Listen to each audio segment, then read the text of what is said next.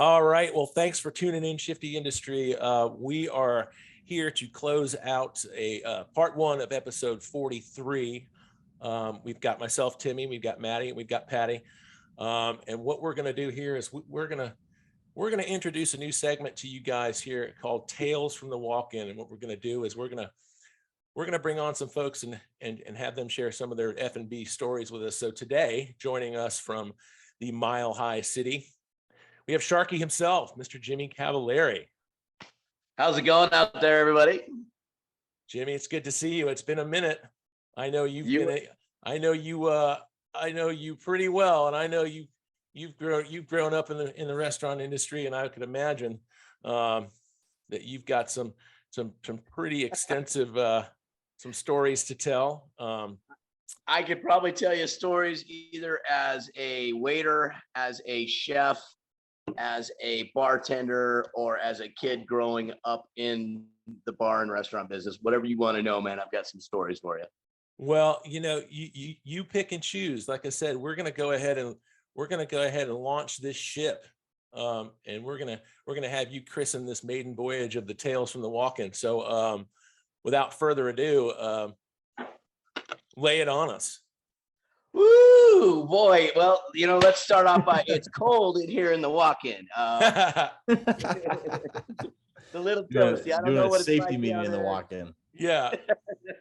Well, down south, I'm sure it's a little bit warmer down there than it is here. But you know what? It's funny. I being in the restaurant business as long as I was and probably still am in some odd way. I've done a lot of jobs. And, I've done being in Colorado, we're all stoners. So, initially I thought I was going to try to do some just normal jobs. And I tried telemarketing. And I don't know if any of you have ever tried to do any kind of sales when you're stoned. It doesn't work. So your marketing ability and the ability to manipulate people when you're stoned doesn't work. It was something like this. I'd call them up, ring, ring, ring, and they'd answer, and I'd go, "Hey, how's it going? Bye."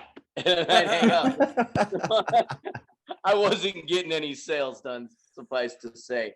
But I did grow up in my father's restaurants, and some of the weirder stories that I could probably regale you with.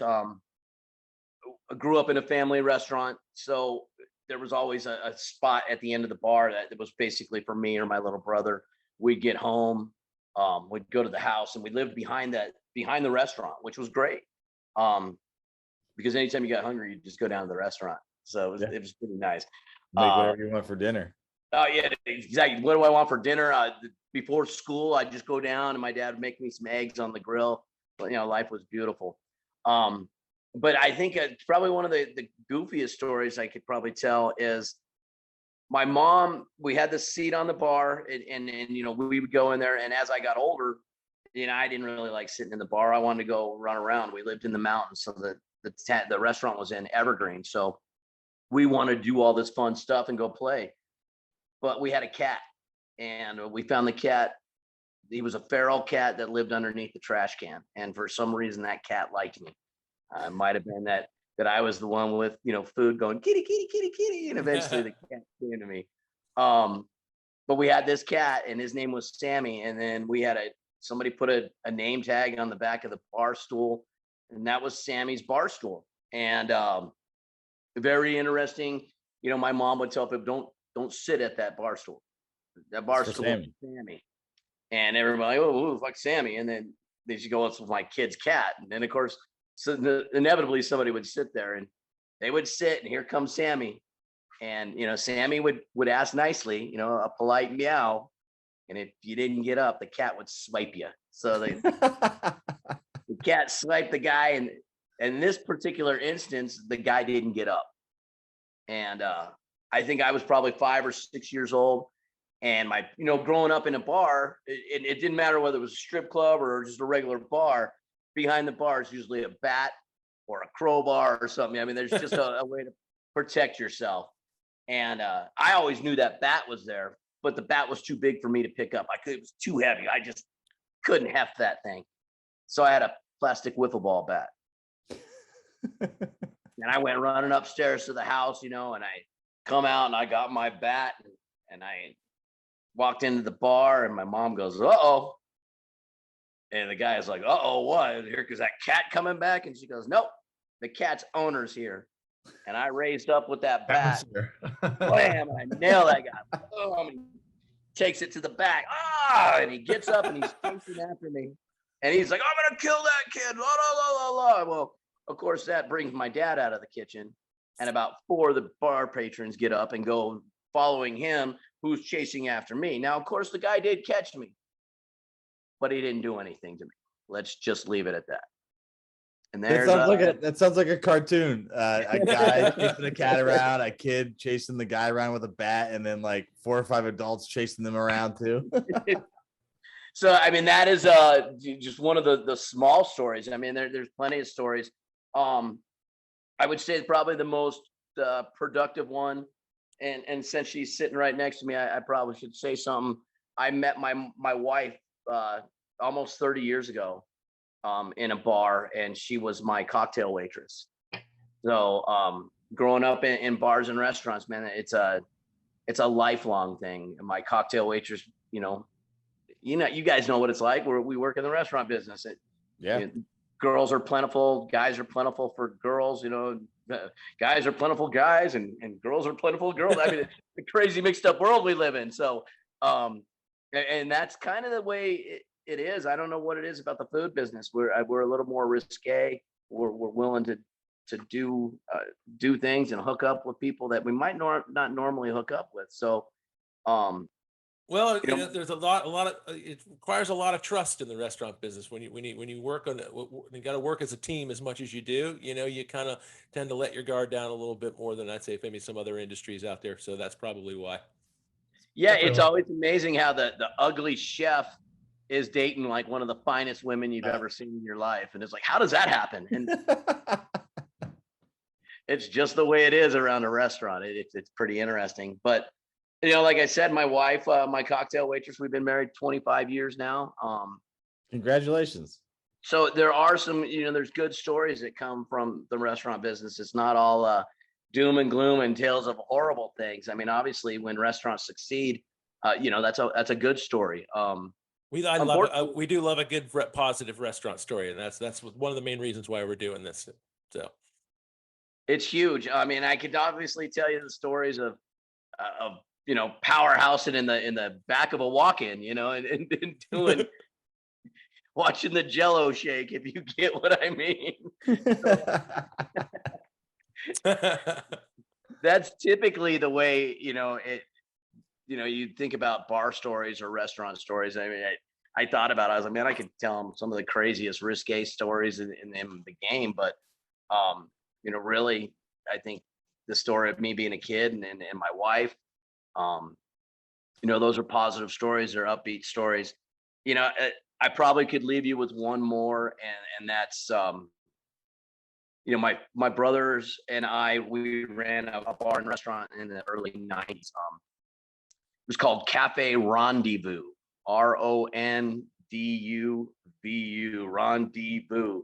And it was an odd place. It was hopping, at this night, there's probably 25, 30 people in the bar playing pool, and had a guy come in pretty intoxicated, served him some coffee, told him, hey man, you're a little too drunk. I can't be serving you. And so I'll play pool. Okay. So he played pool, and then he asked me to play pool with him. And I'm like, no, man, I can't play pool with you. And he's like, I'll play you for money. And I was like, nah, I'll win. And then I'll feel bad because I can't take your money, even though I probably should.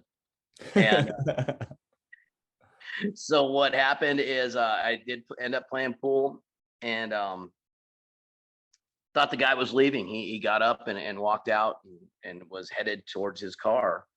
And I apparently on the way out, he stabbed another patron that was walking in with a knife and cut another patron really bad on his hand, like filleted his hand open. And these two patrons come in and they're like, oh my God, we were just attacked by this guy outside. He just stabbed us, blah, blah, blah, blah, blah. And my little brother and I like instantly go into, I don't know, hero mode, I guess is what we would call it. The guy went out the front door and it happened right at the front. So we went out the back door. As we came out the back door, we see him walking down the pathway, and then we're on like a raised patio about 5 feet off the ground. So the two of us, like wrestlers from, you know, the WWE, man, here we go. And then we launch ourselves at this guy. And of course, just take him off his feet. At this point, I'm on top of the guy. My little brother's holding him, you know, just kind of splayed out. He stepped on his arm. You can hear his arm snap.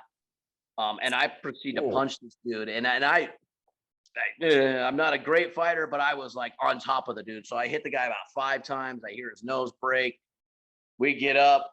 By that time, my brother Gary comes out and he goes, hey, we just called the cops. And we're like, good, I got to get out. You got to watch him. I think at the time I had a warrant for my arrest, or if I didn't, I thought I did. Good time to get out. Yeah, either way, I bounced. And so I come back, you know, the next day, and I'm like, what happened? And my brother's like, oh, they arrested the guy, dude. He's going to jail. And so he went to jail. And long story short, we turned to find out the guy got 20 years for attempted murder of 2 people. Holy cow. And he probably would have gotten away with it had my little brother and I not jumped over the railing and stopped the dude. I mean, and nobody knew who he was. It was the first time he had ever been in the bar. So I didn't know who he was as the bartender. It was just like, yeah, this is a weird situation. That is not how I thought that story was going to go, when you're just like, yeah, he was playing pool and he was kind of drunk and then he walked away and then he fucking stabbed someone. Yeah. I'm like, what? Yeah, and that's exactly what we were like, oh my God, I can't believe this happened. And so, yeah, the guy goes to jail for 20 years. And I think he got out about 5 years ago. And I don't know what happened. I mean, hopefully he doesn't come back for his own rendezvous with you guys, right? I mean, that just goes to show you, like, I mean, you go into work at night, and like, especially at a bar, but even just like restaurants, man, you never know what's gonna end up happening. Like, I mean, the night, like Pat, you were just saying, you didn't know where that story was going. I mean, like, you can just have a normal night, normal Tuesday, whatever, or people can get stabbed on their way out to their car. You know, and I think you ever have to be vigilant, especially I would say in that business, in our business as a food and beverage type person. I mean, I can recall getting off of work. I worked for the Hard Rock Cafe, and I can recall getting off, and we would do, at the time, you remember, the ketchup containers, you know, so when you're filling up the ketchup bottles and it's got that gravity feed and it's got the little tube and it's got the opening port when you pour the ketchup in. So once you clean that out at the end of the night, I mean, it's a chef's or a cook's dream in the Hard Rock Cafes.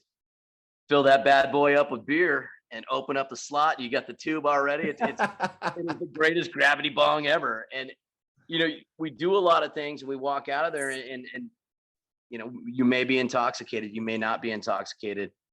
You might be high, whatever the case may be. I've worked in kitchens where people were plenty high.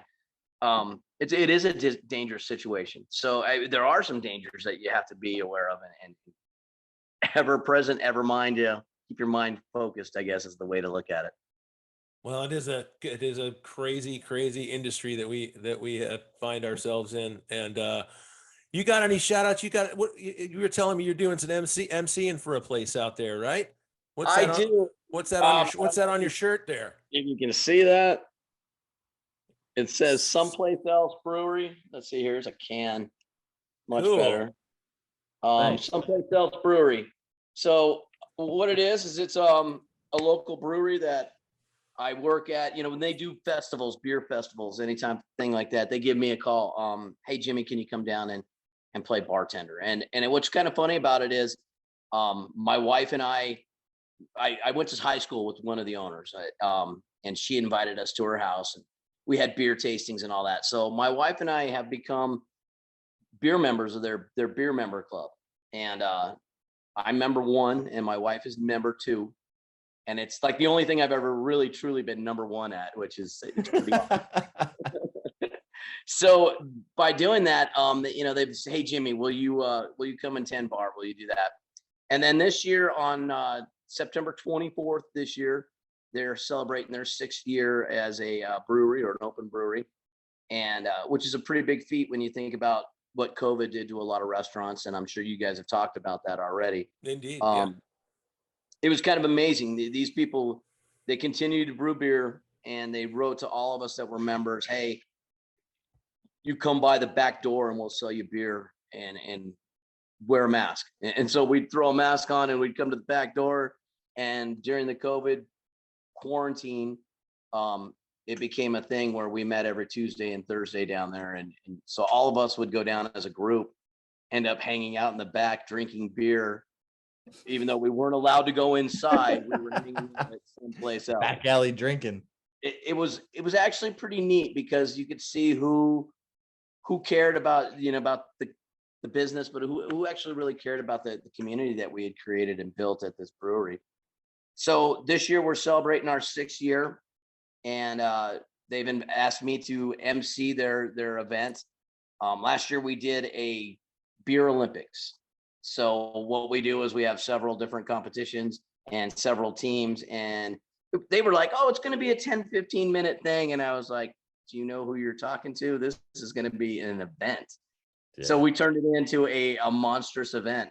We used the big voices, big radio. Ladies and gentlemen, get ready for the beer. We get loud and boisterous and the whole 9 yards. So it's an opportunity for me to have fun, but more importantly, it's something that I enjoy because once again, I'm back into the business itself. I'm not the day-to-day grind, but I get my opportunity to get behind the bar and smile and do my thing, which, Timmy, when you're tending bar, it's a lot like being on a stage. You have the opportunity to make people laugh, smile, and cry. Captive audience. Yeah, absolutely. I mean, who better to listen to than the bartender? Yeah, so, you're the perfect guy for it, Jimmy, for sure. So what part of Denver is someplace else at? Is it in our it's located in Arvada. It's right Arvada. off I-70 and Wadsworth. So basically I-70 and Harlan, which is between Sheridan and Wadsworth. But it's really cool because it's a neat bar. It's Star Wars and Star Trek kind of themed oriented because one of the owners is a Star Trek fan, one of the owners is a Star Wars fan. So you've got that kind of weird, eclectic feel to it. And then they have like 15 to 20 pinball machines. So if you can see behind me, I've got pinball machines. It's actually a pretty cool place. So they call it a brewcade. It's not necessarily an arcade, it's a brewcade. And we go in there and hit flippers and drink beer. And to me, it's probably my home away from home. If I'm not, at my house working for my wife or at work slaving, delivering packages of some kind, I'm usually playing pinball, which is kind of my home away from home. Well, that's killer, man. Well, everybody needs to get out there and help you guys celebrate, because that is a pretty impressive feat, especially after what we've been through over the last couple of years. And having you behind the bar, boy, that's an added bonus, because you're one of the funnest guys I know, and I can't thank you enough. Can't thank you enough for coming on and sharing some of your stories with us, man. So we're gonna close out. I think I'm gonna try to round up some of our old tunes. Jimmy and I used to play rock and roll together, and maybe I'll try to wrangle up one of our old tunes to ride out this part of this episode with. But man, Tales from the Walk-In, I think it went pretty good. Yeah. We don't have to do this again. You guys feel free to reach out to me anytime if you just want a little clip or a blip, or you need somebody to ramble for 20 minutes, because I can definitely do whatever you need. But I appreciate the opportunity for letting me jump on and say hi and reach out to some of your listeners. Hopefully everybody out there understands that we all work hard, and even this goofy little podcast and things, it's really what brings the community together and what brings people together. So now when I head out to see you guys, I'll have a couple more faces besides Tim's ugly mug to come and say hi to. Absolutely. That's awesome. right. All right, Jimmy. That was Tales from the Walk-In. We'll catch you next time. All right, brother. Thank you. You guys have a good one. Take care. Be careful. Thanks, man. Later.